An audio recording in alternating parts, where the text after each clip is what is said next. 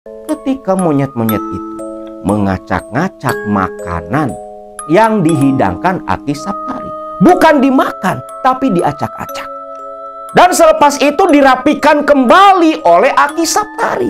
Monyet-monyet itu pun pergi. Ketika Badar membuka mata, dia terbelalak. Di hadapannya sosok monyet berbulu putih, tinggi dan besar 2 kali lipat dari tubuh Badar, sudah duduk bersila membelakangi altar, membelakangi kepunden. Monyet seperti yang dalam gambaran mitologi pawayangan, seperti monyet Anoman.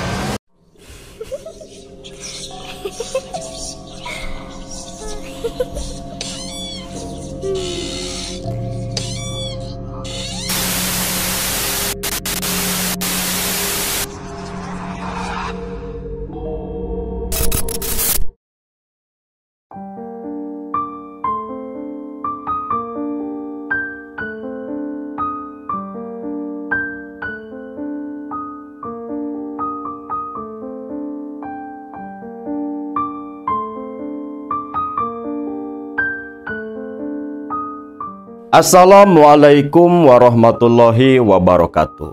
Salam sejahtera buat semua Baraya KMS dimanapun kalian berada. Beberapa waktu lalu Akang mengisahkan tentang cerita dari Haji Badar, di mana di tahun 90-an Haji Badar yang waktu itu masih hidup susah, yang hanya seorang kuli bangunan merangkap sebagai pemulung rongsokan. Di tahun 90 itu Haji Badar hampir mati menjadi tumbal Haji Parja, yang ternyata seorang pelaku pesugihan siluman kuda Pasir Gedogan. Pasir Gedogan ini memang hanya menyisakan legenda dan mitos saja pada saat ini. Karena keangkeran Pasir Gedogan yang dulu begitu ditakuti di masa lalu, saat ini hanya tinggal nama dan berupa kisah yang diturunkan turun-temurun dari orang-orang tua di masa lalu. Waktu itu Badar diselamatkan oleh Mama Kosasih atas inisiatif Salim, yang memang merasa kalau apa yang terjadi kepada Badar itu adalah hal yang tak wajar. Namun selepas nyawa Badar diselamatkan, Badar yang ingin mengucapkan terima kasih datang ke rumah Mama Kosasih. Di rumah Mama Kosasih, Badar malah ditawari untuk ikut pesugihan pula.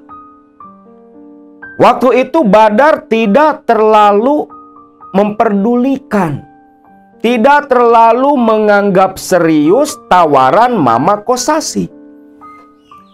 Namun selepas Badar kembali mulung rongsok ke daerah Talang Dadap, dia menyaksikan sendiri kerumunan warga di halaman rumah Haji Parja, yang ternyata Haji Parja meninggal dunia.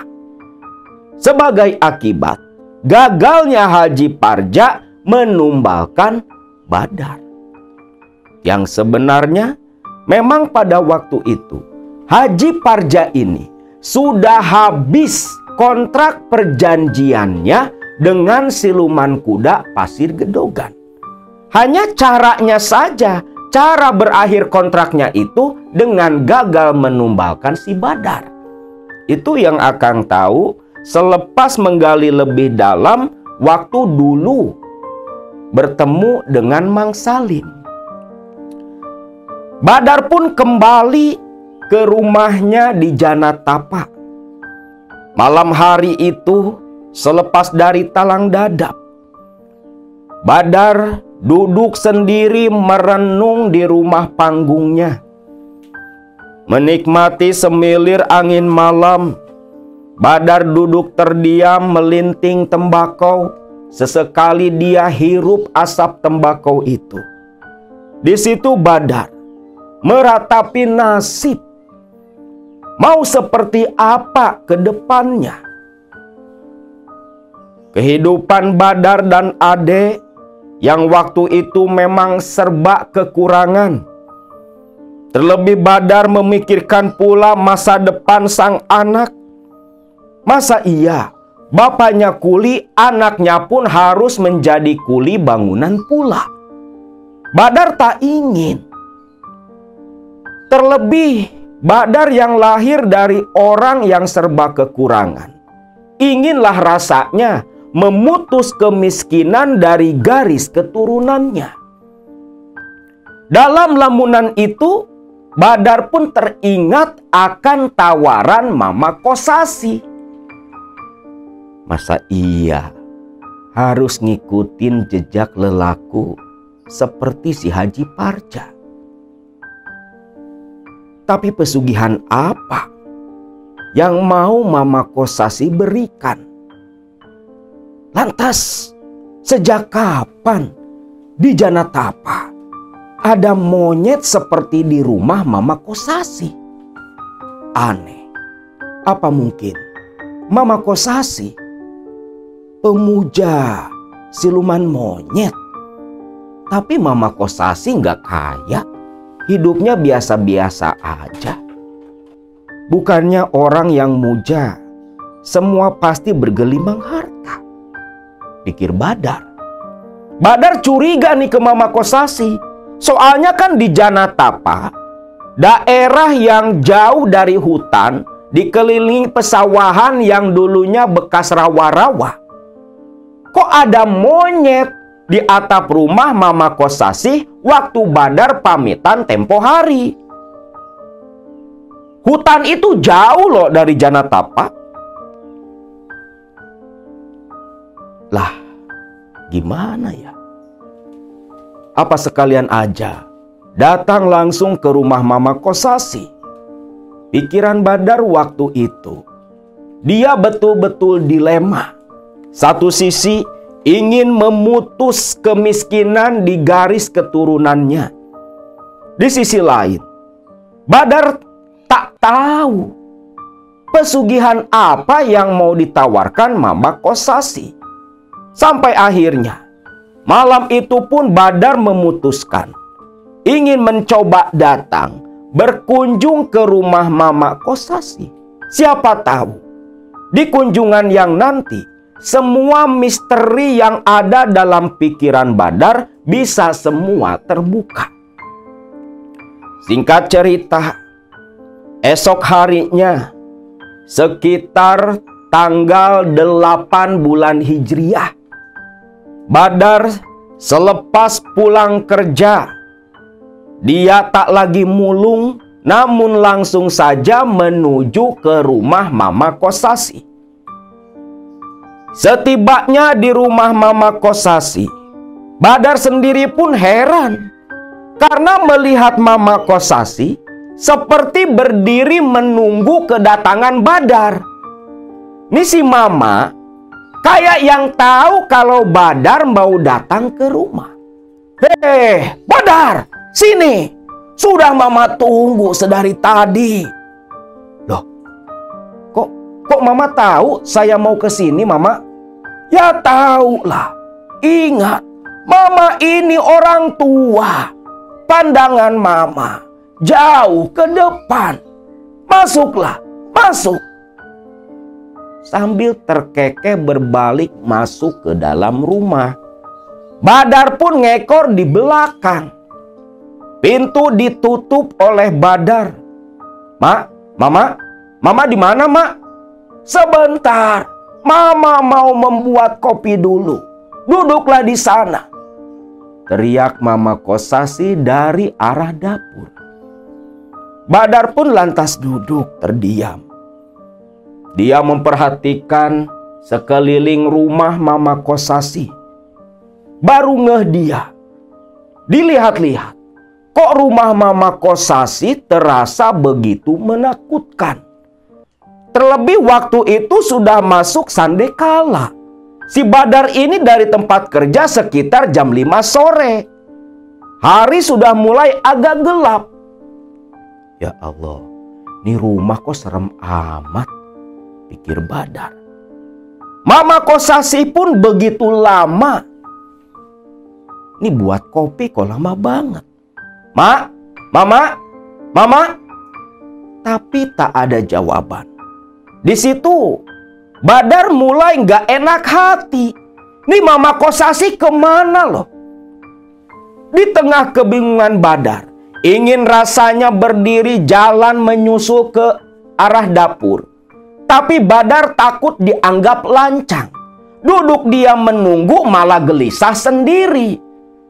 Terlebih dalam rumah sudah mulai gelap. Mama Kosasi belum menyalakan satupun lampu teplok di rumah itu. Suasana dalam rumah Mama Kosasi semakin hening. Hawa menakutkan mulai terasa oleh Badar.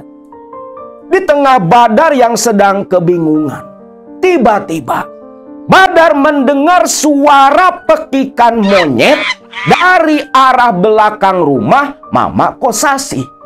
Lah, monyet? Monyet dari mana lagi itu? Gak mungkin di Janatapa ada monyet. Mama Kosasi, teriak Badar. Terlebih, Badar makin takut ketika sosok bayangan yang berjalan membungkuk terlihat dari ruang tamu di lorong menuju ke dapur rumah Mama Kosasi. Ya Allah, itu apa? Mama! Badar mulai ketakutan. Di tengah ketakutannya itu, tiba-tiba dari halaman rumah, dari teras panggung rumah Mama Kosasi terdengar suara langkah. Badar lantas menoleh, kaget dia. Ada orang berjalan membawa obor. Sampurasun. Loh, Mama? Rampes, teriak Badar. Yang langsung berdiri ketakutan membuka pintu depan. Begitu pintu dibuka, sosok Mama Kosasi berdiri memegang obor sambil tersenyum ke arah Badar. Sudah di rumah kamu, Badar. Loh, Mama dari mana? Mama baru pulang. Tadi Mama habis dari Talang Dadap, habis ngobatin yang sakit. Pucat pasi seketika wajah Badar. Lantas yang tadi menyambut dia, bikin kopi ke belakang siapa? Kalau Mama Kosasi baru datang di hadapannya. Melihat Badar yang wajahnya begitu ketakutan, Mama Kosasi menepuk pundak Badar. Tenang, Jang, tenang. Jangan takut. Yang menemui kamu, yang menyambut kamu, itu hodam-hodam parewangan Mama. Duduklah, duduk, ucap Mama Kosasi. Badar yang masih gemetar ketakutan akhirnya duduk kembali. Sedangkan Mama Kosasi lantas menyalakan lampu teplok yang menggantung di dinding bilik anyaman bambu. Tunggu Mama sebentar. Mama Kosasi berjalan ke belakang. 3 lampu teplok pun mulai menyala. Suasana agak temaram di dalam rumah Mama Kosasi. Badar sendiri masih gemetar merinding ketakutan. Sadar dia kalau tadi waktu datang, dia bersama makhluk halus yang menyerupai Mama Kosasi. Singkat cerita, Mama Kosasi sudah datang kembali ke ruang tamu membawa 2 cangkir kopi. Dia sodorkan 1 ke arah Badar. Badar, sok, kamu minum kopi dulu. Duduk santai saja. Nih, Mama punya rokok. Nyodorin rokok kolobot ke arah Badar. Badar pun mengambil rokok itu sekedar untuk menenangkan diri. Karena hanya asap nikotin yang bisa menenangkan pikiran Badar. Mama, ya, yang tadi sebenarnya siapa, Mama? Itu salah satu parewangan yang Mama punya dari junjungan Mama. Junjungan apa, Mama? Sudahlah, nanti pun kamu bakal ngerti. Sekarang, ada perlu apa kamu datang menemui Mama? Begini, Mama. Tempo hari kan, Mama ini pernah nawarin saya pesugihan, Mama. Oh, akhirnya kamu berpikir normal pula. Berpikir sehat. Bagus. Berarti kamu sudah sadar kalau kehidupan kamu yang seperti itu tak akan menguntungkan. Ingat, Badar, di dunia ini kita hidup sementara. Kalau di dunia kamu hidup sengsara, mati dalam kemiskinan, siapa tahu selepas mati lebih susah lagi. Minimal kaya raya aja hidup di dunia, banyak harta. Walau nanti masuk neraka, tapi setidaknya kamu pernah menikmati kesenangan. Ikuti apa nasihat Mama. Mama ini sudah tua, sudah kenyang makan asam garam kehidupan. Ini dukun agak beda ya. Badar mangguk-mangguk. Lawang Badar minim pengetahuan ilmu agama. Makanya mendapat pencerahan dari Mama Kosasi yang dianggap sesepuh di Janatapa, itu langsung masuk ke kepala. Dianggap kalau itu adalah hal yang benar. Makanya penting belajar ilmu agama itu biar gak kayak si Badar. Jadi Mama, pesugihan apa yang Mama mau tawarkan? Badar, apa kau ingat? Waktu kau datang ke sini, ketika kau pulang, apa yang kau lihat? Badar mengingat-ingat. Monyet, Mama. Ya, itu. Maksud Mama, saya teh ditawarin muja ke monyet? Iya, ke monyet. Karena memang itu bagian kamu. Mama berani menyelamatkan kamu ketika mau diambil oleh siluman kuda Pasir Gedogan. Karena memang kamu ini jatahnya Eyang Prabu Wanara Aji Putih. Siapa lagi Mama Prabu Wanara Aji Putih? Itu Raja Monyet. Raja Monyet yang Mama puja, yang selama ini memberikan kekuatan kepada Mama, yang selama ini membantu Mama menjadi orang sakti. Nah, di sini paham kan?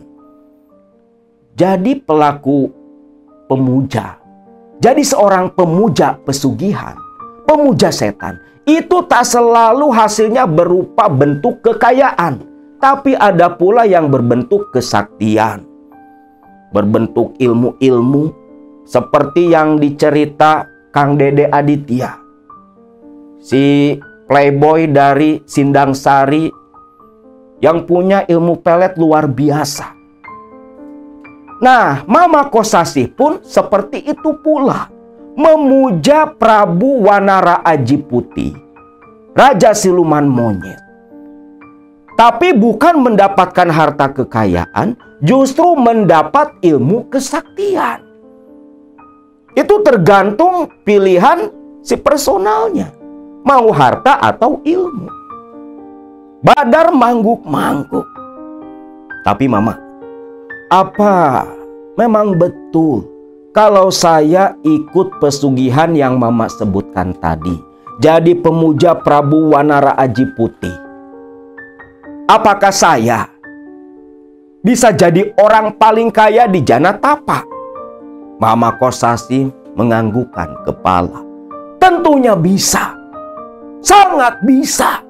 Mama berani jamin dengan batang leher Mama sendiri. Apakah ada tumbal, Mama?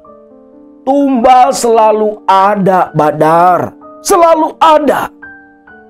Tak ada yang gratis dalam perjanjian dengan setan, dengan bangsa lelembutan. Harus ada yang kau korbankan. Untuk yang pertama, bagi seorang pemuja, yang akan diambil sebagai korban adalah keluarga terdekat dengan si pelaku sendiri. Dan selepas itu, semua tergantung perjanjian dengan sosok yang dipuja. Terdiam Badar saat itu. Orang terdekat. Maksud Mama, istri. Bisa istrimu, bisa anakmu. Mama sendiri pun tak tahu. Itu semua nanti tergantung pilihanmu sendiri.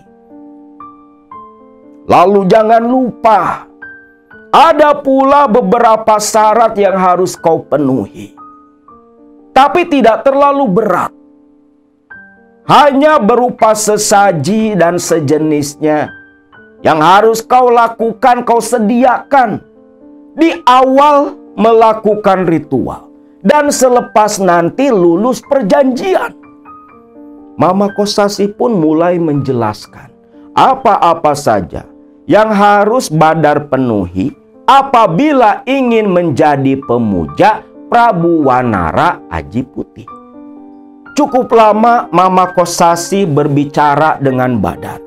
Singkatnya, di ujung pembicaraan itu, Badar pun setuju dan sanggup dengan syarat-syarat yang sudah Mama Kosasi jelaskan.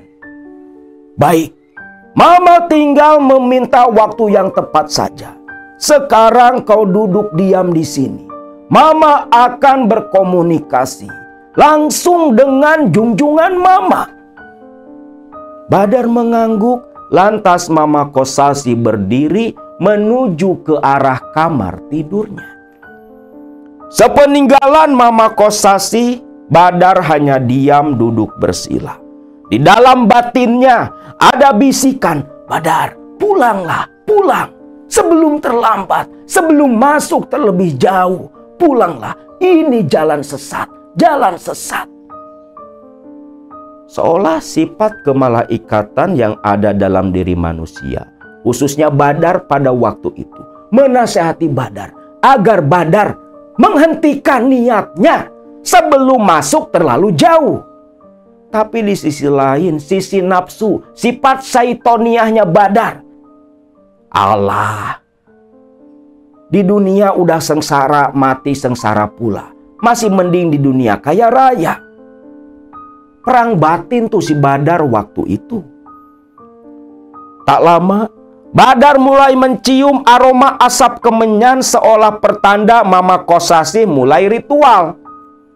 Makin lama suasana di dalam rumah makin terasa menakutkan. Tiba-tiba muncul suara-suara makhluk yang lompat-lompat di atap rumah Mama Kosasi. Diiringi suara pekikan. Sosok monyet yang baru Badar sadari kalau sebenarnya itu adalah monyet siluman. Muncul di atap rumah Mama Kosasi. Lantas Badar mendengar dengan telinganya sendiri. Seperti si Mama Kosasi ini sedang berbicara. Yang terdengar hanya suara gumaman dan sesekali suara dengusan disertai pekikan. Badar mengira Mama Kosasi lagi ngomong sama monyet. Singkat cerita, tak perlu waktu lama, Mama Kosasi sudah selesai melakukan komunikasi dengan para siluman monyet. Mama Kosasi pun keluar, lantas menemui Badar dan berkata, Badar, datanglah lagi nanti ke sini 7 hari kemudian. Tepat tanggal 15 bulan Hijrah, waktu di mana purnama penuh. Waktu itulah hari yang bagus untuk kamu melakukan ritual sesuai dengan perintah dari Prabu Wanara Aji Putih. Jadi si Mama Kosasih minta jadwal luang nih ke si raja monyet gitu kan. Ini raja monyet kan jadwalnya padet loh. Dikasih waktu lah tuh pas tengahan bulan. Kalau waktu itu datang tanggal 8, berarti sekitar tanggal 15 Hijriah, yang tepat memang purnama lagi penuh-penuhnya nih. Dihitung-hitung oleh Badar berarti jatuhnya hari Senin malam Selasa. Berarti hari Senin ya Mama. Saya harus balik lagi ke sini. Jam berapa, Mak? Senin nanti. Datanglah ke sini selepas duhur. Karena ritual yang akan kita lakukan bukan di tempat ini. Loh, di mana Mama? Nanti pun kau akan tahu. Sudah, sekarang kau pulang saja. Badar pun hanya bisa menuruti perintah Mama Kosasih. Walau dia makin penasaran, ini di mana sebenarnya lokasi yang akan dijadikan sebagai tempat ritual. Tapi sebelum pulang, si Badar kembali bertanya ke Mama Kosasih. Mama, nanti boleh tidak kalau saya bawa teman buat nemeni saya berangkat ritual? Boleh. Kau mau bawa si Salim? Bawa saja.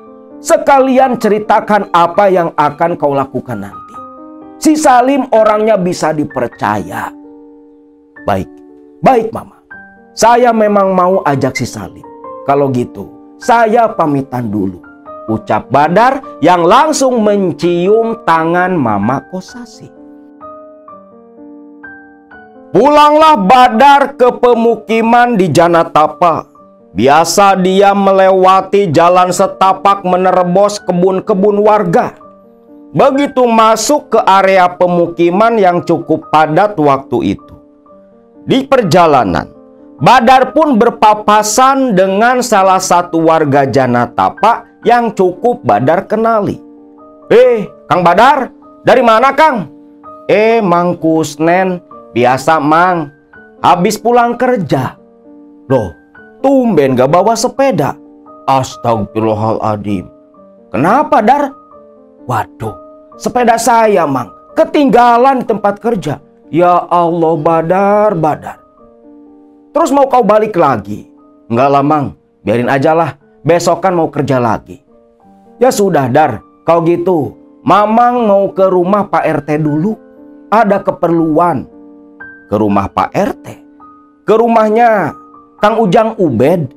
Iya Dar, soalnya ada program untuk membersihkan dan merenovasi saluran air yang menuju ke pesawahan. Mamang mau ke sana dulu Dar. Nanti kalau sudah tiba waktunya, kita akan undang semua warga Janatapa untuk kerja bakti di saluran air. Badar pun mengangguk. Lantas mereka pun berpamitan. Badar melanjutkan perjalanan. Namun dia teringat kepada Salim. Pikirannya, mending malam ini langsung ngomong ke si Salim. Badar pun akhirnya belot. Gak langsung ke rumah, tapi yang dia tuju rumah sahabatnya si Salim. Nah, singkatnya tibalah di rumah Salim. Salim yang waktu itu lagi sarungan, duduk ngerokok di depan. Kaget melihat kunjungan si Badar. Loh, dari mana Dar? Shh, jangan keras-keras Kang. Ada apa sih Dar? Aneh. Ada perlu lah, mau ngomong nih. Tapi si Ece jangan sampai tahu Kang. Ya nggak apa-apa sok, masuk aja masuk. Ngomong, ada apa? Ada masalah apa Dar? Lalu Badar dengan ragu-ragu mulai menceritakan hasil dia berkunjung ke rumah Mama Kosasih. Yang bener Dar, nekat kamu. Kang, kalau nggak pakai cara seperti ini Kang, kapan bisa kaya? Saya nggak mau kalau harus warisin cangkul sama adukan semen ke anak saya Kang. Kita ini bukan pewaris, Kang. Perintis pun juga bukan. Ngerintis apa lawang kerja jadi kuli bangunan, Kang? Apalagi kan Akang tahu sendiri, si Ade itu seperti apa sifatnya. Iya, Akang memang paham, Dar. Paham. Tapi apa nggak ada cara lain selain kamu harus muja? Gak ada, Kang. Gak ada cara lain. Hanya ini cara satu-satunya. Saya cuma minta Kang Salim dukung saya, temanin saya ketika nanti waktunya tiba, datang kembali ke rumah Mama Kosasi. Dar, kau pikir-pikir lagi, Dar, sebelum masuk terlalu jauh. Sekali kau jalan di jalanan seperti itu, di jalan gelap, tak ada cahaya yang bisa menuntun kamu kembali. Karena ketika kamu melakukan ritual perjanjian dengan bangsa lelembutan, saat itu pula sudah gugur akidahmu, gugur keislamanmu, Dar. Alah, masa bodoh, Kang? Akidah tak bisa buat saya makan, Kang. Masa bodoh lah. Yang jelas, Kang Salim harus dukung saya, temani saya nanti, Kang. Ya sudahlah. Kalau sudah tiba waktunya nanti, kau jemput saja Akang ke sini. Kita bareng-bareng ke rumah Mama Kosasi, ucap si Salim. Selepas itu, Badar pun mulai merasa tenang. Lantas dia pamitan kembali pulang. Singkat cerita, waktu berlalu begitu cepat. Hari Senin yang dijanjikan, yang disepakati Badar dengan Mama Kosasi. Sesuai permintaan Badar, Salim pun libur tak berangkat kerja. Karena selepas duhur, Salim dan si Badar langsung harus menuju ke rumah Mama Kosasi. Berangkatlah nih dua sahabat yang sudah seperti saudara. Tiba di rumah Mama Kosasi. Mama Kosasi menyuruh Badar membantu menyiapkan segala keperluan sesaji untuk ritual Badar nanti malam. Nah, di sini Salim keheranan. Kok sebegitu ngebetnya Mama Kosasi narik Badar jadi pelaku pemujaan. Sampai-sampai untuk keperluan ritual, sesaji dan sejenisnya, itu Mama Kosasi yang sediakan. Badar nggak keluar sepeser pun. Kuncen zaman sekarang ya mana ada. Ngetok maharnya aja nggak kira-kira. Singkatnya, selepas semua keperluan untuk sesaji seperti buah-buahan, pisang raja, umbo rampe dan sejenisnya sudah komplit, Mama Kosasi pun mengajak mereka berdua berjalan menuju ke suatu tempat yang begitu dirahasiakan oleh Mama Kosasi. Sekarang kalian berdua ikuti Mama, bawa semua sesaji itu. Mama, sebenarnya kita ini mau kemana? Tanya si Salim. Sudahlah, nanti pun kamu tahu. Ikuti saja. Mereka berdua hanya seperti kebo dituntun pemiliknya. Terus mengikuti Mama Kosasi lewat jalan belakang rumah si Mama. Keluar dari kebun-kebun warga, Mama Kosasi membawa mereka berjalan melintasi pematang sawah. Sawah yang membentang begitu luas. Makin jauh, melewati pesawahan yang entah di daerah mana, karena tiba-tiba nih seolah Badar dan Salim kayak orang linglung, gak tahu ini daerah apa. Kampung Janatapa sudah jauh di belakang mereka. Masuk ke area hutan. Dar, ini hutan apa, Dar? Gak tahu, Kang. Saya juga gak tahu. Ikuti sajalah, Kang. Mau ke tempat apa? Kita ikuti saja Mama Kosasi. Begitu masuk ke area hutan, Mama Kosasi langsung berhenti. Loh, ada apa, Mama? Tunggu sebentar. Sebentar lagi akan ada yang menjemput kita. Badar dan Salim terdiam memperhatikan sekeliling. Hutan itu betul-betul masih utuh, seperti belum terjamah oleh tangan-tangan manusia. Lalu tak lama, terdengar suara kerasak-kerusuk di atas pepohonan, yang langsung disusul suara pekikan. Badar dan Salim kaget ketika menatap ke atas pohon. Ada seekor monyet ekor panjang menatap ke arah mereka bertiga. Mama Kosasi pun menjentikan jari. Nah, itu penunjuk jalan kita. Itu yang menjemput kita. Monyet? Ngomong monyetnya jangan nyolot. Ya memang monyet. Kan mau muja monyet, ucap Mama Kosasi. Kalau muja biawak, ya biawak nanti yang datang. Sudah, ikuti saja. Monyet itu seperti bukan monyet. Seperti paham ucapan Mama Kosasi dan si Badar beserta Salim. Monyet itu lantas lompat-lompat ke arah depan. Dari dahan ke dahan, terus diikuti oleh Mama Kosasi. Makin jauh menerobos ke dalam hutan. Entah ke daerah mana. Badar dan si Salim hanya mengikuti Mama Kosasi saja. Akang sendiri tak tahu ini tempat keramatnya di mana.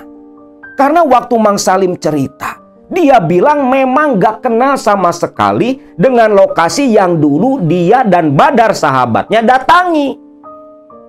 Entah itu memang keramat di alam kita atau di dimensi yang berbeda. Singkatnya nih, terus ngikutin monyet masuk ke dalam hutan. Setelah cukup lama berjalan, mereka bertiga melihat ada atap gubuk. Mama, itu kayak gubuk. Ya itulah tempat yang akan kita tuju. Lalu Mama Kosasi beserta dengan Badar dan Salim menuju ke rumah gubuk itu, di mana si monyet berhenti tepat di atap rumah. Selepas menoleh ke arah mereka bertiga, monyet itu lompat ke pepohonan dan kembali menghilang. Tiba di depan gubuk kayu, Mama Kosasi tersenyum. Lantas Mama Kosasi beruluk salam. Sampurasun, rampes. Ada suara jawaban dari dalam gubuk. Kosasi, masuklah. Mama Kosasi hanya tersenyum, menoleh ke arah Salim dan Badar mengajak mereka masuk ke dalam gubuk yang pintunya langsung terbuka. Ya gubuknya seperti rumah, gak jauh beda dengan rumah-rumah di Janatapa pada waktu itu. Rumah kayu panggung yang memang umum di tahun 90-an. Nah, Mama Kosasi pun menuntun mereka berdua masuk ke dalam. Begitu masuk, ada sosok lelaki tua seumuran dengan Mama Kosasi. Saptari, sehat kamu? Sehat. Bawa siapa? Biasa, calon-calonnya pemuja Eyang Prabu Wanara Aji Putih. Oh, yang mau muja masuk ke dalam. Lantas disuruh duduk oleh orang yang punya gubuk itu, yang ternyata bernama Aki Saptari, yang bisa dibilang masih kerabat Mama Kosasi. Siapa yang mau muja? Ini Saptari, ini, sambil nunjuk ke arah Badar. Oh, terus yang satunya, dia hanya ikut menemani. Tapi siapa tahu dua-duanya bisa, ya tinggal terima saja. Ucap Mama Kosasi menutup dengan tawa. Aki Saptari yang memang wajahnya garang, walau sudah tua renta, masih terlihat raut kegagahan di tubuhnya. Baiklah, duduklah saja dulu. Lantas Aki Saptari meninggalkan mereka. Tak lama kembali datang membawa ubi rebus disuguhkan kepada mereka. Makanlah, isi dulu tenaga. Ini jam berapa ya, Ki? Tanya Badar. Ini paling baru sekitar jam 3. Jam 3? Masa iya, Ki? Perasaan kami jalan begitu jauh, Ki. Masa baru 2 jam? Perlu kalian tahu, di tempat ini waktu bisa terasa berbeda. Sudah. Kau nikmati saja makananmu. Salim dan Badar pun tak sungkan lagi, walau masih bingung. Sedangkan Mama Kosasi hanya tersenyum saja. Nah, singkat cerita, selepas menikmati makanan dan beristirahat, Aki Saptari berkata, "Jang Badar, Jang Salim, sekarang kalian berdua istirahat saja, tidur, karena nanti malam ritual baru akan dilakukan. Tidurlah dulu agar ada tenaga, karena harus bergadang semalaman. Tirakat, biar tak mengantuk." Wah, gak usah Mama, gak usah Aki. Hei, nurut saja, masuk saja ke kamar itu, istirahatlah, ucap Ki Saptari, menyuruh mereka berdua tidur istirahat dan akan dibangunkan nanti malam ketika mendekati waktu ritual. Akhirnya karena diberi isyarat Mama Kosasi, Salim dan Badar pun mengikuti perintah Aki Saptari, lantas menuju ke kamar yang ditunjuk Ki Saptari untuk mereka berdua istirahat. Di dalam kamar itu hanya ada 2 lembar tikar sebagai alas. Badar dan Salim yang masuk ke dalam kamar langsung duduk diam, tak berani berbicara, hanya saling tatap. Yang entah kenapa, selepas memakan suguhan dari Aki Saptari, rasa kantuk langsung hinggap mempengaruhi Badar seperti yang kena sirep. Namun aneh, Salim gak terpengaruh sama sekali. Badar langsung tertidur begitu lelap. Melihat sahabatnya tidur seperti itu, Salim pun mengikuti, mencoba memejamkan mata, tapi tak ada rasa ngantuk sama sekali. Salim pun akhirnya cuma tiduran sambil melek, memikirkan apa yang sedang mereka berdua lakukan. Memikirkan pula, mengingat-ingat tempat apa yang mereka saat itu datangi. Singkatnya, tak terasa waktu sudah berjalan cukup lama.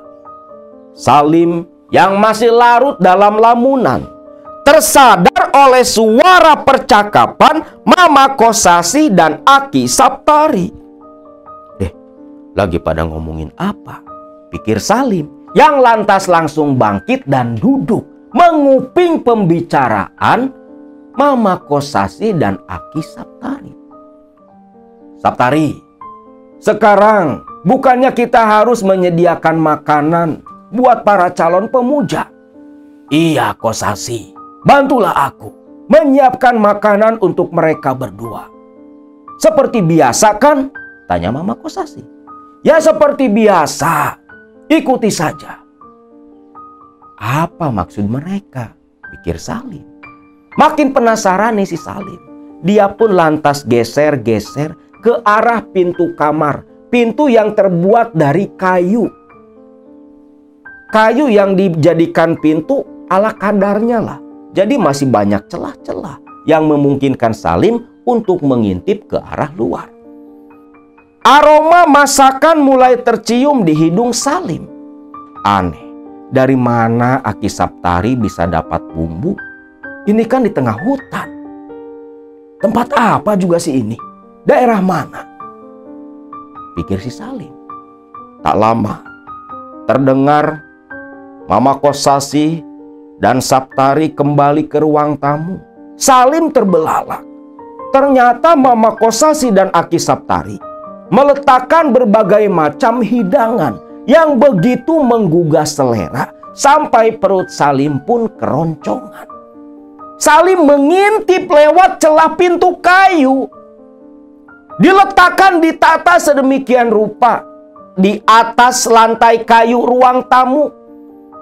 Selepas itu, Mama Kosasi dan Aki Saptari duduk bersila, membakar kemenyan. Ketika kemenyan terbakar, asapnya mengepul. Aki Saptari dan Mama Kosasi memejamkan mata. Salim yang terus larut dalam acara ngintip waktu itu memperhatikan dua sesepuh ini. Yang makin lama, Salim pun jadi terkejut sendiri karena tiba-tiba terdengar suara ribut di luar rumah Aki Saptari. Suara-suara seperti yang lompat-lompat gemerisik, yang diakhiri suara pekikan. Sadarlah Salim, itu suara rombongan monyet. Begitu semakin dekat ke arah rumah gubuk milik Aki Saptari, Salim terperanjat. Entah turun dari mana, beberapa ekor monyet sudah berada di ruang tamu di antara Aki Saptari dan Mama Kosasi. Selanjutnya Salim makin terkejut pula ketika monyet-monyet itu mengacak-ngacak makanan yang dihidangkan Aki Saptari. Bukan dimakan, tapi diacak-acak. Jadi makanan ini ada yang dikencingi, diberaki, diludahi sama monyet-monyet yang datang diundang Aki Saptari. Dan selepas itu dirapikan kembali oleh Aki Saptari. Monyet-monyet itu pun pergi. Sama persis dengan cerita almarhum kakek Akang yang pernah dulu dengan beberapa tetangganya nih datang ke tempat keramat di daerah Kota Banjar, Kota Akang, yang katanya memang tempat mujak monyet. Itu kakek Akang pernah ngeliat makanan-makanan yang disuguhkan ke para pemuja dikencingi, diberaki oleh monyet-monyet siluman. Dan ternyata ini pun sama berlaku berdasarkan cerita dari Kang Salim. Itu terjadi pula. Salim pun merasa jijik dengan itu semua.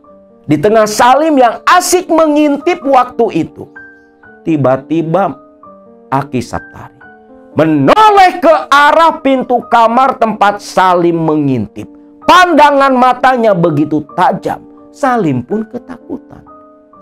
Seolah Aki Saptari tahu sedari tadi Salim mengintip aksi monyet-monyet siluman mengacak makanan. Salim pun buru-buru mundur, lantas telungkup di samping Badar, pura-pura tertidur.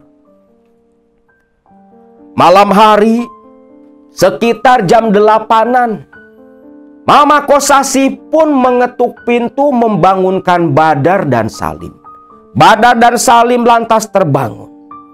Mereka berdua pun keluar, langsung dibawa Mama Kosasi ke ruang tamu, di mana di situ beraneka rupa makanan sudah disediakan. Salim terbelalak kaget. Kok makanan itu masih ngebul panas? Perasaan kan udah lama. Sok, Jang. Duduk dulu, duduk. Makan dulu sebelum ke tempat ritual, ucap Aki Saptari. Salim duduk. Ini boleh dimakan, Ki? Boleh. Itu memang Aki masak untuk kalian. Sok, makan saja sepuasnya. Badar sampai menelan liur. Dia ambil nasi ke piring, ikan goreng, sayuran dan sejenisnya langsung diambil oleh Badar. Namun Salim hanya diam. Kenapa? Salim sampai mau muntah ketika melihat Badar mengambil lauk pauk yang dalam pandangan Salim, lauk pauk itu bercampur dengan kotoran monyet. Tapi hanya Salim yang melihat itu semua.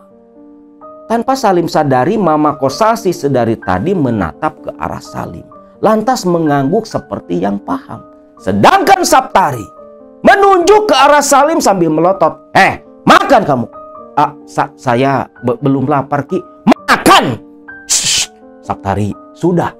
Si Salim ini memang tak ada bagian muja ke Prabu Wanara Aji Putih. Biarkan saja. Lim, kamu makan buah-buahan ini saja. Iya mama, iya. Ya sudah, terserah kau saja Kosasi. Coba kalau nggak ada mama Kosasi tuh, habis si Salim kayaknya. Badar tak memperdulikan. Makanan itu terasa begitu lezat di lidah Badar.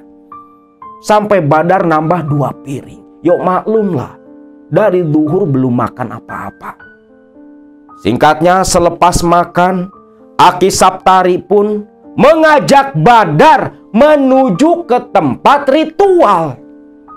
Sedangkan Salim disuruh menunggu dengan mama Kosasi di rumah Aki Saptari. Badar mengikuti Aki Saptari keluar dari rumah gubuknya itu. Berjalan di kegelapan malam dengan modal penerangan hanya lampu teplok yang cahayanya tidak seberapa.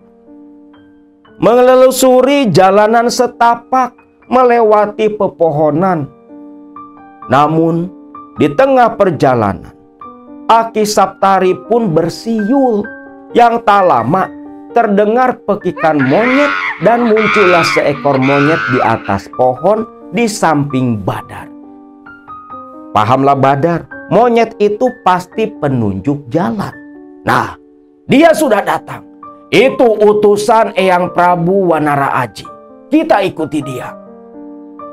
Baik. Badar terus mengikuti monyet yang loncat di atas pepohonan di depan sana. Memang ada yang aneh. Monyet ini gak warna abu, gak warna hitam. Warnanya putih. Seolah dia memang monyet dari klan albino. Mengikuti terus sosok si monyet albino ini, yang setiap sepanjang jalan terus memekik seolah memberi kabar kepada para siluman monyet lain yang menjadi penghuni hutan itu. Makin lama Badar mengikuti Aki Saptari.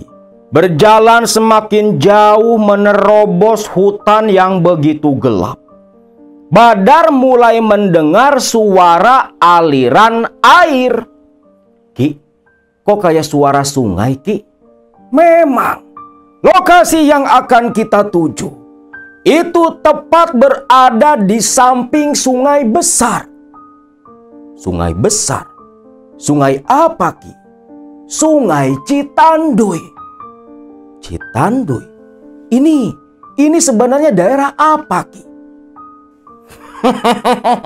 Badar, kampung ini, wilayah ini, daerah hutan ini masuk ke daerah Pananjung. Hah? Pananjung, Ki? Iya, daerah Pananjung. Memang kenapa? Kenapa kau seperti yang begitu terkejut? Enggak, Ki. Enggak kenapa-napa, Ki. Ya sudah, ikuti terus Aki. Selepas tahu, sadar kalau itu daerah Pananjung, dalam hati si Badar mengutuk mencaci maki Mama Kosasi. Kalau memang daerah itu daerah Pananjung, kenapa harus jalan muter jauh ke hutan belantara?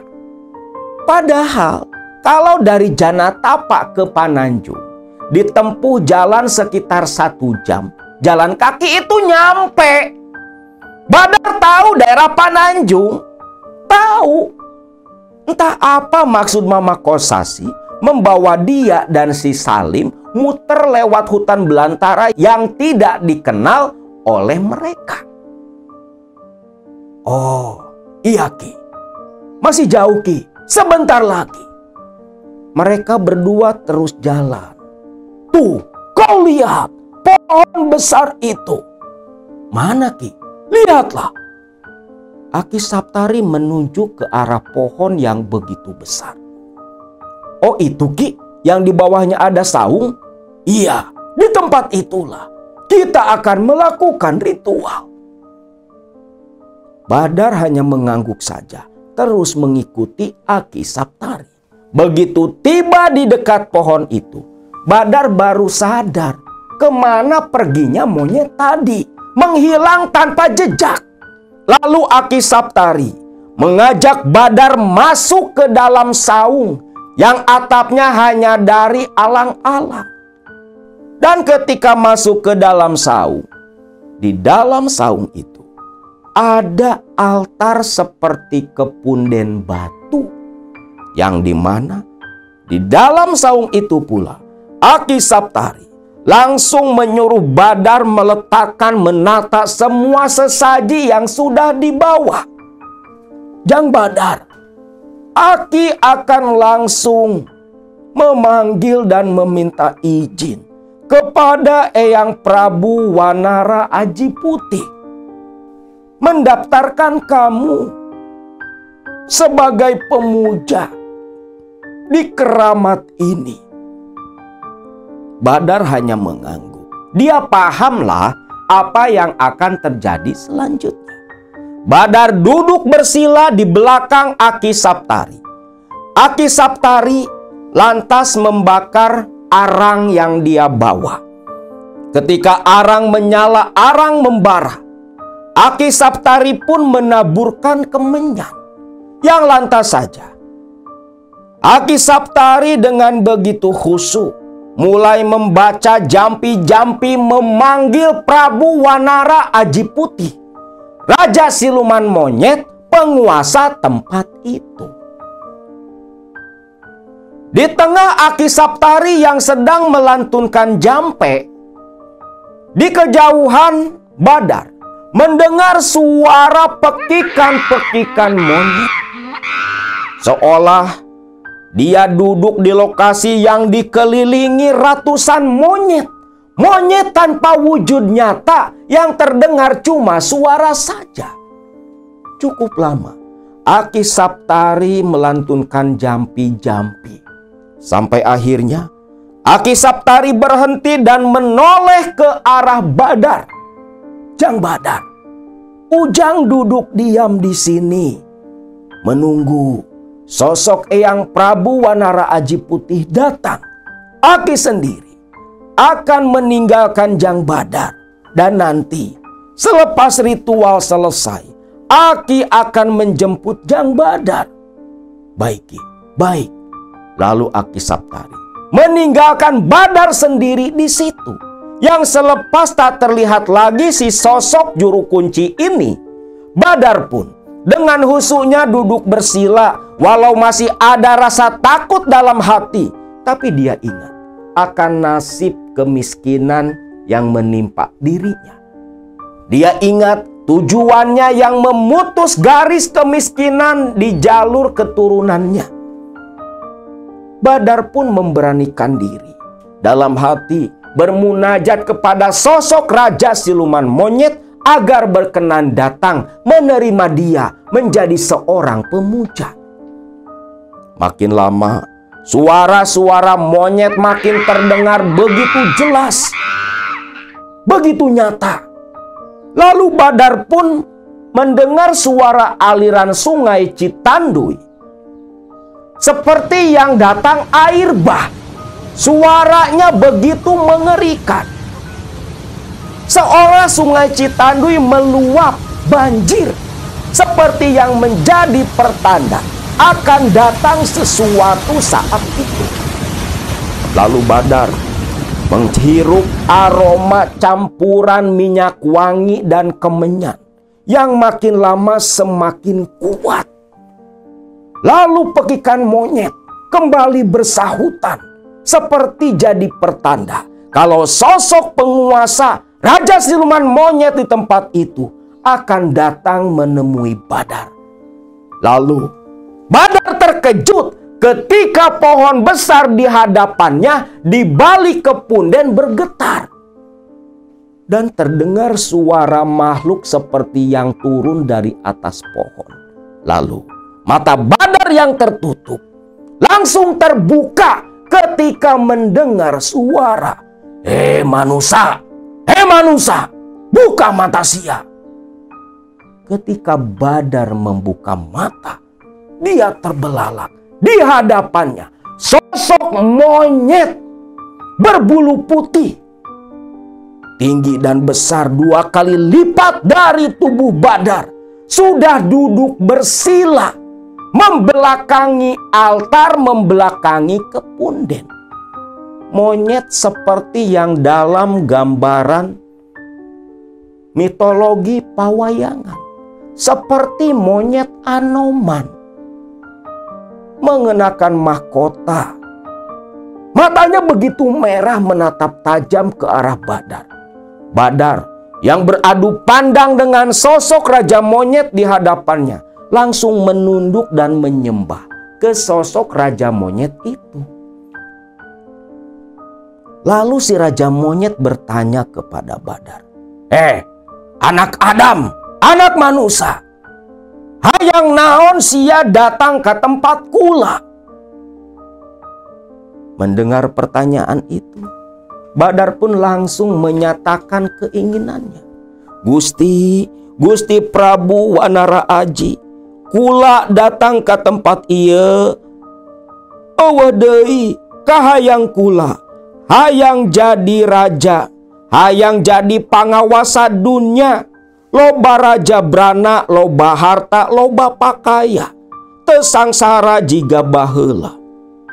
Ucap si Badar, yang intinya meminta kekayaan kepada sosok Raja Monyet di hadapannya. Ukaula dibere kahayang anjeun, kahayang andika, tapi aya syaratna.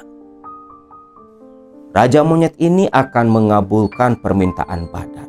Namun ada syarat yang harus dipenuhi oleh Badar. Badar pun menanyakan, syarat apa yang dimaksud sosok Raja Monyet di hadapannya. Si Raja Monyet ternyata meminta tumbal. Mangga Gusti, perkawis tumbal abdi tos sadia, abdi tos siap. Alus ya manusia, tah hakan salah sahiji di antarana. Jadi si monyet ini menyodorkan sesuatu kepada Badar untuk dimakan. Badar pun langsung duduk. Ketika menatap di depan si Raja Monyet di antara sesaji, Badar melihat ada 2 ekor ikan gurame. Ini monyet entah mancing dulu apa gimana. Wong dari tadi kan gak ada gurame loh di antara sesaji. Ini udah ada 2 ekor gurame, yang satu gede, yang satu lagi hanya sebesar telapak tangan. Kecil yang satunya. Badar disuruh milih di antara 1 ikan gurame itu. Lalu Badar, karena kalau makan gurame yang besar gak mungkin habis, dia pun mengambil gurame yang seukuran telapak tangan. Gurame mentah, ikan mentah, bahkan masih hidup. Ketika dipegang Badar, itu ikan gurame gerak-gerak, berontak. Makan ikan gurame itu. Tanpa ragu, Badar yang sudah siap mental, siap dohir, langsung mendekatkan ikan gurame ke mulutnya. Namun ketika gigi menggigit punggung ikan gurame, darah seketika merembes di mulut Badar sampai bercucuran. Habiskan, ucap monyet itu tertawa dan memekik. Amis darah membuat Badar keheranan.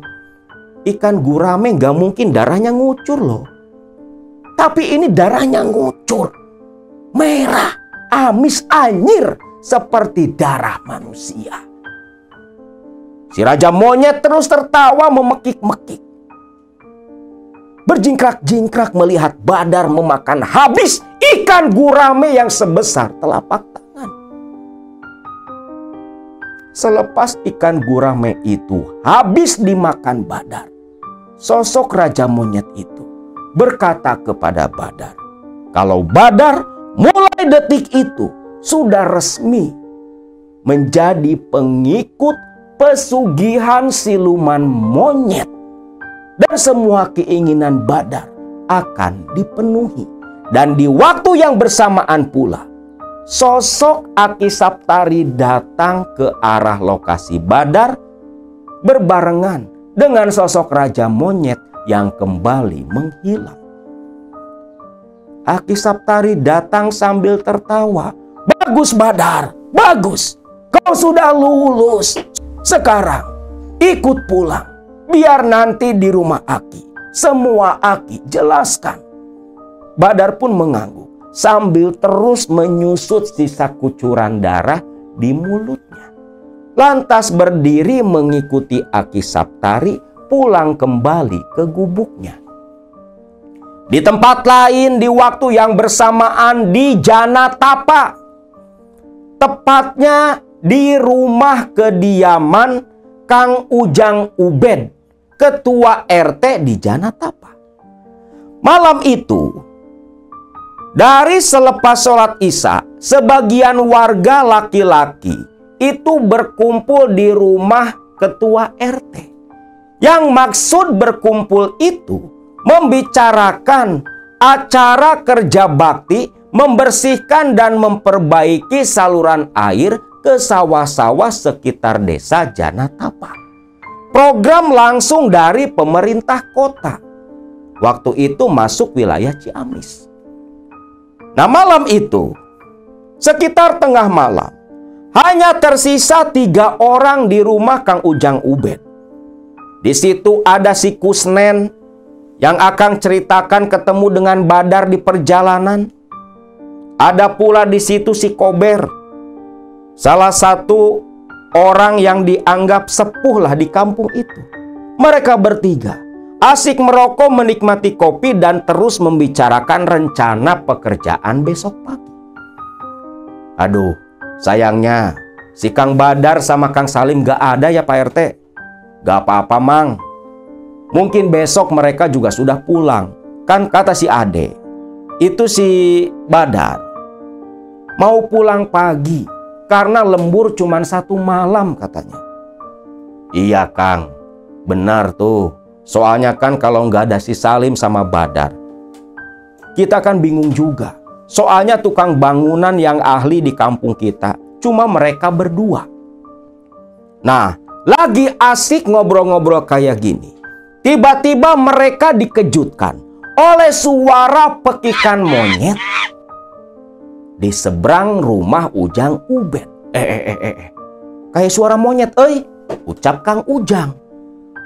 Kusnen dan si Kober pun lantas menengok keluar rumah. Kang, lihat Kang, itu monyet Kang. Nunjuk ke atap rumah seorang warga. Ujang Ubed pun keluar diikuti mereka berdua. Memang betul di seberang rumah Ujang Ubed, di atap rumah warga, ada seekor monyet jongkok. Kepalanya celingak-celinguk seperti yang mencari arah. Dan monyet itu besarnya segede anak umur 10 tahunan. Dengan ekor yang panjang menatap ke sekeliling kampung Janatapa. Lantas kembali lompat sambil terus memekik. Tentunya melihat monyet yang begitu aneh, Ujang Ubed, Kober, dan si Kusnen penasaran. Monyet dari mana ya Kang? Kampung kita kan jauh dari hutan loh Kang. Jangan-jangan itu monyet jadi-jadian Kang, ucap si Kusnen. Ujang Ubed hanya mengangguk. Ya sudah, takut terjadi apa-apa sama warga kita. Sebaiknya kita kejar monyet itu, kita ikuti. Takutnya itu monyet siluman, monyet jadi-jadian, monyet muja, monyet nyupang. Kita ikuti, takut mau mencuri uang, kata Ujang Ubed. Akhirnya mereka bertiga mengenakan sandal dan langsung mengikuti ke arah si monyet yang terus melompat-lompat dari atap ke atap.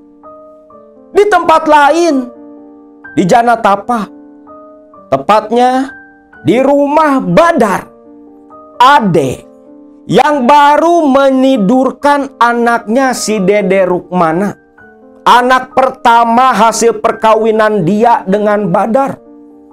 Ketika tertidur di samping sang anak, Adek langsung terbangun mendengar suara pekikan monyet dalam mimpi. Alah, suara monyet. Monyet dari mana? Adek celingukan. Tapi suasana hening kembali, tak ada suara apapun yang terdengar. Adek baru saja mau tertidur lagi. Si Rukmana anaknya langsung nangis ngejerit-jerit. Aduh, Ujang teh kenapa lagi atuh? Si bapak teh nggak ada di rumah. Kenapa nangis terus?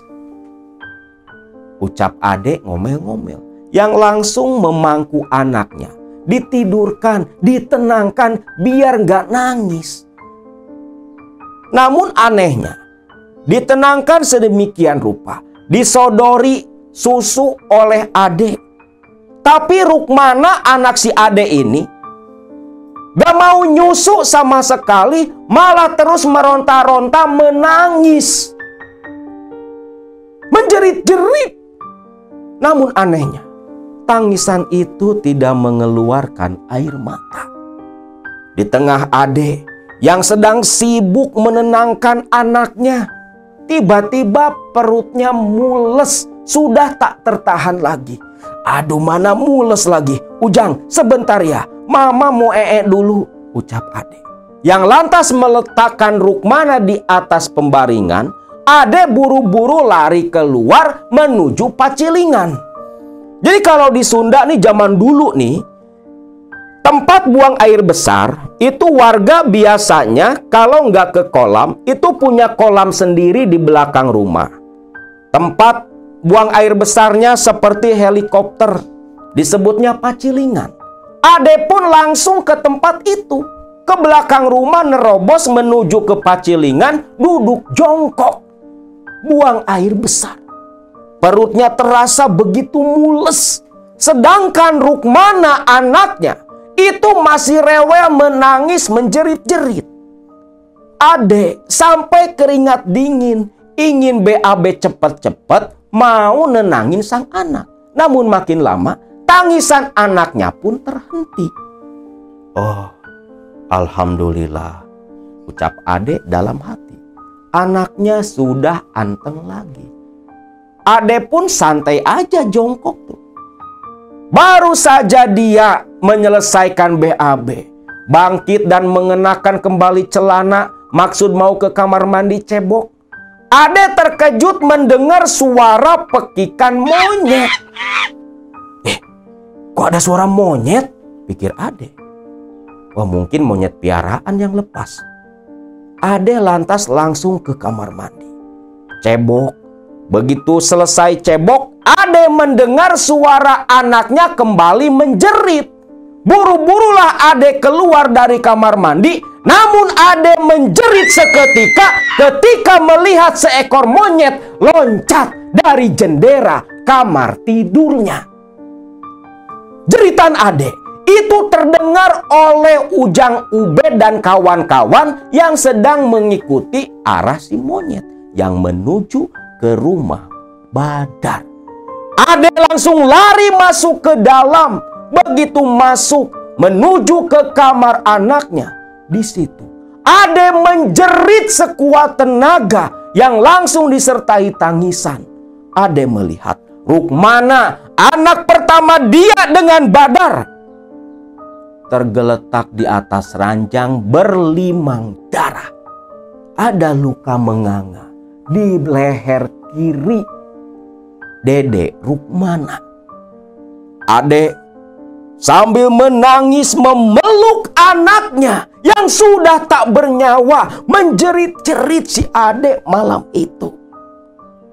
Adek sadar monyet tadilah yang dia lihat lompat dari jendela yang menjadi penyebab kematian anaknya.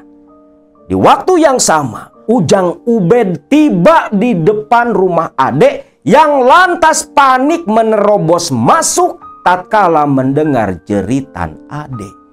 Ubed, Kusnen, dan si Kober merangsak masuk ke dalam menuju ke kamar adek.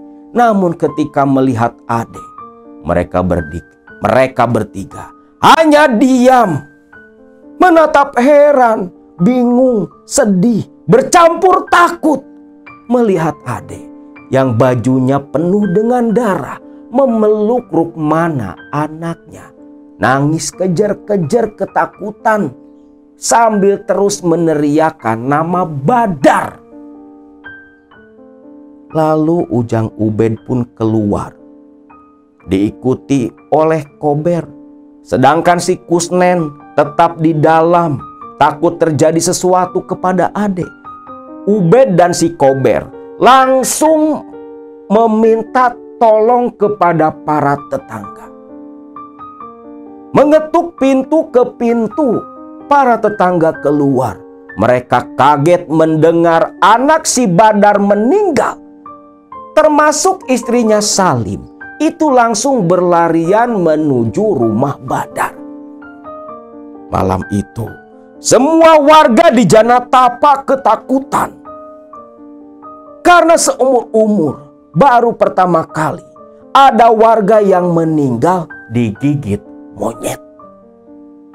Namun, Ubed, Kusnen, dan Kober mempunyai pikiran lain. Karena mereka yang mengikuti si monyet misterius yang mengarah ke rumah Badar. Mereka menyangka anak Badar dan Ade itu mati jadi tumbal oleh seorang penganut pesugihan. Namun hal itu tak berani mereka bertiga ucapkan. Karena tak ada bukti kuat, hanya baru praduga saja. Akhirnya malam itu pula, jenazah dari Rukmana, anak Badar dan Ade, lantas diurus bersama-sama oleh warga. Dimandikan. Selepas dimandikan, darah yang sudah berhenti mengucur dari luka. Lukanya seperti bekas luka gigitan. Jenazah Rukmana pun lantas diselimuti kain kapan, dibaringkan di ruang tamu.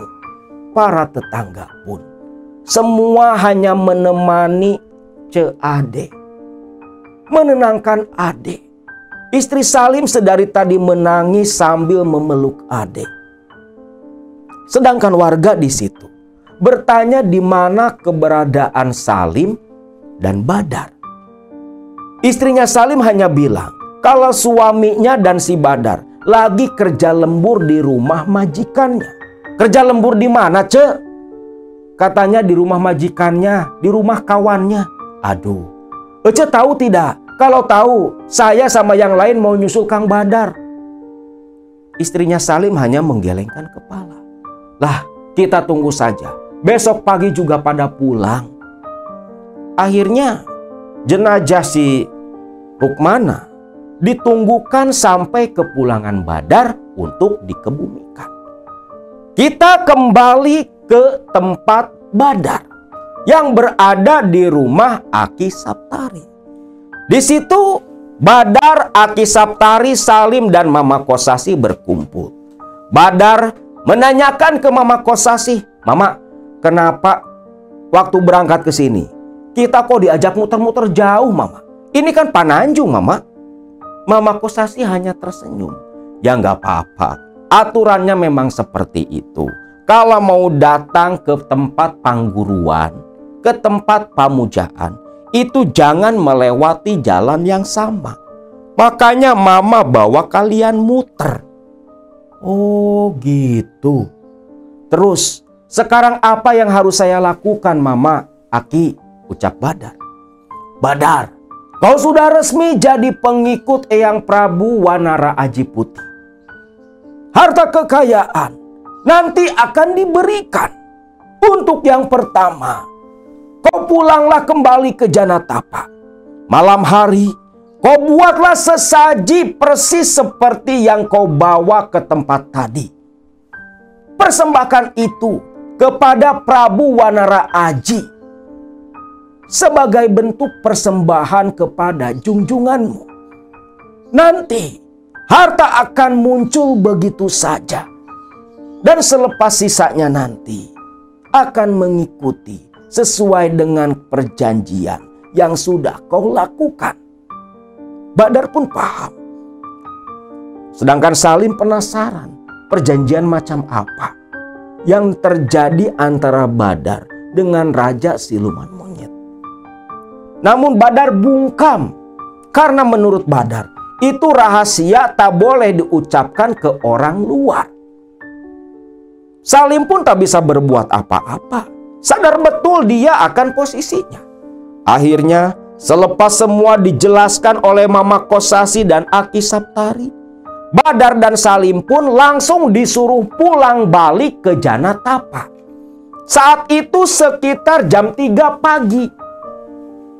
Badar pun bersama Salim lantas pamitan. Keluar dari rumah Aki Saptari, ditunjukkan ke jalan yang menuju langsung ke perkampungan daerah Pananjung.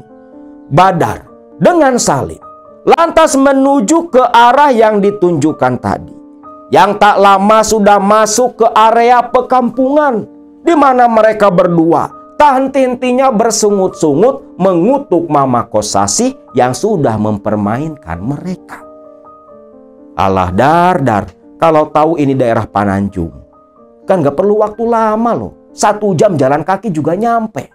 Ah, sudahlah Lim, itu kan udah terjadi. Sekarang kita buru-buru pulang. Saya udah gak sabar, ucap si Badar. Salim hanya tersenyum saja. Dia pun ikut bahagia melihat kebahagiaan yang terpancar dari wajah Badar sahabatnya. Singkatnya mereka jalan kaki terus sampai tibalah di kampung perbatasan antara Talang Dadap dan Janatapa. Masuk ke perbatasan desa, langsung menuju ke kampung Janatapa. Mereka berdua heran. Lim, perasaan bentar lagi kan subuh. Tapi ini kampung kok sepi amat ya. Orang-orang pada kemana? Biasanya jam segitu, orang-orang ini sudah ada yang aktivitas. Namun tidak ada satu orang pun yang mereka temui waktu itu. Udahlah, kita pulang dululah. Lim, kita pulang ke rumah saya dululah. Kita istirahat di rumah. Salim hanya mengangguk saja. Langsung berjalan menuju ke arah rumah Badar. Makin jauh, makin heran. Kok rame? Badar perasaannya mulai tidak karuan. Begitu melihat di halaman rumah Badar di kejauhan banyak orang yang berkerumun. Ada yang duduk berdiri. Semua begitu sibuk. Lim, ada apa ya Lim? Gak tahu Dar, jangan-jangan. Ya Allah, Lim, jangan-jangan. Badar langsung lari ke arah rumahnya. Melihat Badar yang berlari diikuti oleh Salim, orang-orang pun berdiri. Ya Allah Kang Badar, kemana saja Kang? Lihat anakmu Kang! Teriak Ujang Ubed yang begitu marah. Badar tidak memperdulikan. Dia merangsak masuk ke dalam rumah. Ketika masuk, langsung melihat sosok jenazah berbalut kain kafan. Menatap adik masih duduk menangis dalam pelukan istrinya Salim. Sadarlah Badar, kalau yang diselimuti kain kafan, ditutup kain samping, tak lain adalah Rukmana, anak semata wayangnya. Badar pun lantas menjerit memeluk jenazah sang anak. Sedangkan Salim hanya berdiri menatap sendu di belakang Badar. Salim tahu Rukmana mati menjadi tumbal dari perjanjian yang Badar lakukan. Tangisan Badar begitu kencang. Melihat itu Salim berusaha menenangkan, berbisik di telinga Badar. Badar tersadar, meletakkan kembali jenazah anaknya. Dan selepas sholat subuh, jenazah itu pun disiapkan untuk langsung dikebumikan. Badar meminta agar jenazah dikebumikan di belakang rumah. Badar tak rela, jauh dari anak pertamanya. Warga pun menurut, menggali lubang di belakang rumah untuk mengubur jenazah Rukmana yang memang baru berusia 2 tahun pada waktu itu. Jenazah Rukmana pun dikuburkan di belakang rumah. Nisan kayu ditancapkan. Badar sambil menangis menumpuk batu-batu kerikil di sekitar kuburan anaknya sambil menamburkan kembang dengan tetesan air mata. Singkatnya, satu hari pasca kematian dari Rukmana, Badar nggak ngadain tahlilan. Toh anaknya aja masih balita, belum punya dosa. Sedangkan Ade, yang memang anak dari seorang pelaku pesugihan, sebenarnya sudah curiga kepada Badar suaminya. Nah, di hari kedua pasca kematian Rukmana, Ade menginterogasi Badar sambil meneteskan air mata. Badar pun tak kuasa berbohong kepada sang istri karena Ade juga harus tahu tentang ritual yang Badar lakukan. Mendengar pengakuan dari Badar kalau Badar ikut pesugihan monyet, Ade terbelalak. Dan ketika Ade menanyakan siapa juru kunci yang membantu Badar ritual, Badar mengatakan nama Aki Saptari dari desa Pananjung. Mendengar nama itu, mata Ade pun melotot melihat itu. Badar heran. "Dek, kamu kenapa, Dek?" "Kang, Akang bilang Aki Saptari, Kang." "Iya, Aki Saptari. Akang ke sana diantar oleh Mama Kosasi." Makin terkejutlah Ade. Pahamlah dia. Dia tak asing dengan nama Aki Saptari karena sosok itu pula lah yang membantu almarhum bapaknya dulu menjadi seorang pemuja pesugihan pula. Hanya saja kalau bapaknya Ade itu muja buaya, namun lewat juru kunci yang sama dari Aki Saptari pula. Nah, di sini saja kan pola sudah terlihat. Pola sudah terlihat. Pengetahuan umum yang sudah dipahami oleh semua baraya KMS, setiap pelaku pesugihan kalau mati anaknya nggak bisa hidup kaya kecuali ikut pesugihan pula. Nah, ini pula yang terjadi kepada Ade Sri Hayati, anak dari pelaku pesugihan buaya putih yang dibantu Aki Saptari. Suaminya sendiri Badar akhirnya jadi pemuja lewat Aki Saptari pula. Hanya saja mujanya siluman monyet. Jadi mereka sengsara seolah ada pengaruh nih dari jin-jin pesugihan yang dulu dipuja oleh bapaknya Ade. Nah, selepas mengetahui kalau sang suami ikut pesugihan pula, Ade pun hanya diam. Walau dalam hati ada rasa sakit tak rela anaknya mati, tapi membayangkan akan hidup seperti dulu lagi semasa bapaknya ada, itu bisa menjadi obat buat kepedihan hati Ade. Ini memang iblis betina. "Kang, terus kapan, Kang? Akang mendapatkan harta kekayaan dari Raja Monyet itu, Kang?" "Tunggulah nanti malam. Akang akan melakukan ritual maunya sajen." Ade pun mendukung penuh, bahkan membantu Badar mencari keperluan untuk sesaji malam nanti. Singkatnya, malam harinya Badar melakukan ritual persembahan sesaji kepada Prabu Wanara Aji di kamar sebelah. Selepas itu, sesaji diletakkan, kamar ditutup. Sesuai perintah Aki Saptari, Badar hanya boleh masuk ke kamar itu keesokan paginya. Dan semalaman itu Badar beserta Ade hanya duduk di ruang tamu menunggu berharap-harap cemas apa yang akan diantarkan ke kamar tempat ritual.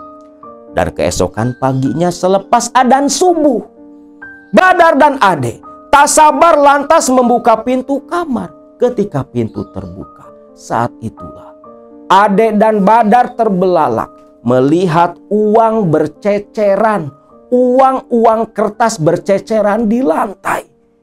Ade matanya terbelalak, lantas tersenyum menyeringai, lalu memeluk tumpukan uang. Dia tertawa-tawa bahagia, sedangkan Badar hanya bisa tersenyum melihat kelakuan istrinya. Uang-uang itu pun langsung oleh Ade dihitung. Jumlahnya begitu besar. Selepas itu, Ade yang memang sudah piawai dalam mengurus uang itu pun dia simpan dulu di bawah ranjang. Dia tak lantas menggunakan semua uang itu karena pasti akan mengundang kecurigaan warga. Sedangkan Badar yang memang sudah melakukan sebuah rencana mengatur sebuah siasat dengan Salim sahabatnya. Uang itu akan digunakan sebagai modal untuk membuka usaha. Badar dan Salim yang memang bertahun-tahun jadi kuli bangunan, sering bekerja ke mandor-mandor proyek, tentunya sudah banyak kenalan, banyak relasi pula. Semenjak mendapatkan uang itu, yang diatur oleh Ade, Badar dan Salim mencari order bahan-bahan material ke beberapa proyek mandor-mandor yang mereka kenali dengan tawaran harga yang agak di bawah pasar. Jadi dua orang ini kayak calok nih, nyari order dulu, dapat order, barulah pesan material dan langsung mereka berdua antarkan. Awalnya hanya seperti itu. Namun karena Badar ini seorang pemuja siluman, pemuja setan, semua bisnis itu dipermudah. Awalnya mereka berdua mencari order sendiri, lama-lama malah order yang berdatangan. Sampai akhirnya Badar langsung mulai membuka toko material kecil-kecilan di depan rumahnya. Namun siapa sangka, walau materialnya kecil-kecilan, namun uang yang didapatkan berlipat-lipat ganda. Salim pun berhenti jadi kuli, ikut membantu Badar merintis usaha. Dan keanehannya, menurut Mang Salim, uang itu nggak datang tiba-tiba. Namun berdasarkan pengalaman dari Mang Salim, ketika Badar dan Salim pergi untuk membeli bahan material ke Tasik atau ke Bandung, misalnya dari rumah bawa uang pas sekitar 10 juta. Namun ketika sampai ke tempat yang dituju, uang di dalam tas itu bertambah berkali-kali lipat. Seolah sepanjang perjalanan itu, siluman monyet menyedot uang dari berbagai arah diberikan kepada Badar. Dan dari situlah harta kekayaan semakin bertambah dan bertambah.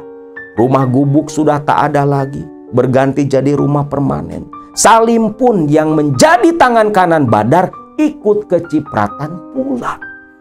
Dan mulai saat itulah Badar yang tadinya hanya seorang kuli bangunan, orang sengsara, orang miskin, berubah dalam tempo 1 tahun menjadi juragan baru di kampung Janatapa. Kaya raya dengan menumbalkan anak kandungnya Dede Rukmana, melepaskan akidah menjadi seorang pemuja yang tentunya di akhirnya nanti Badar akan mati dan menjadi budak iblis di alam pesugihan. Nah, itulah kisah perjalanan awal Haji Badar. Dari yang awalnya menjadi tumbal pesugihan sampai akhirnya Badar terjerumus menjadi seorang pemuja siluman monyet Prabu Wanara Ajiput.